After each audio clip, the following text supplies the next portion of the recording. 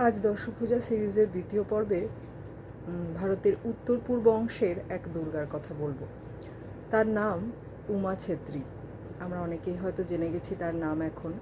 মাত্র 23 বছর বয়স এবং সম্প্রতি সে ভারতীয় মহিলা ক্রিকেট দলের ওয়ার্ল্ড কাপ টিমে সিলেক্টেড হয়েছে এবং উত্তর পূর্ব ভারত থেকে সম্ভবত সেই প্রথম মহিলা ক্রিকেটার যে এই দলে সুযোগ পেল।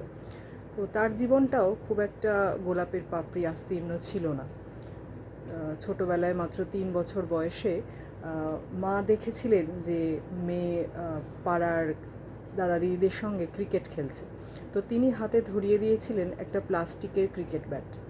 কিন্তু বাবা চাষি ছিলেন, তো বাবার দিনান্তে পেট চালানোতে বেশ কষ্ট হতো।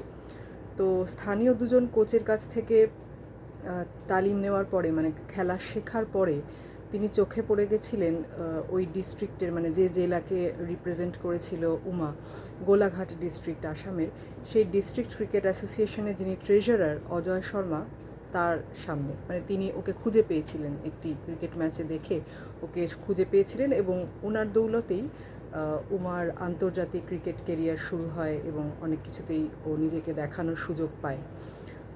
একটা যে কথা এখানে খুব গুরুত্বপূর্ণ, আজকে কিন্তু এই উমা ছেত্রী বা স্মৃতি মান্ধানার জন্য বাংলা হোক বা ইংরেজি সব সংবাদপত্রেই আমরা খেলার পাতায় অনেক মেয়েদের নাম পাচ্ছি। এটা আমি কালকেই ভাবছিলাম যে আমাদের ছোটোবেলায় কিন্তু মেয়েরা খেলাধুলো করলেও এতটা হয়তো সামনে আসতো না বা সামনে আসার সুযোগ পেত না। এই যে আসামের একটা প্রত্যন্ত গ্রাম থেকে উমা আজকে আন্তর্জাতিক ক্রিকেট দলে খেলছে এবং সেই খবর আমরা খবরের কাগজে দেখতে পাচ্ছি বা সমাজ মাধ্যমে পাচ্ছি, এটা কিন্তু অত্যন্ত গর্বের এবং অত্যন্ত উল্লেখযোগ্য। তো এরকম ছোট ছোট দশভুজারা যারা চারিদিকে আছেন, তাদের খবর নিয়ে আগামী কয়েকটা পর্বেই আমি আসব। সঙ্গে থাকবেন মেধার চ্যাট বক্সের।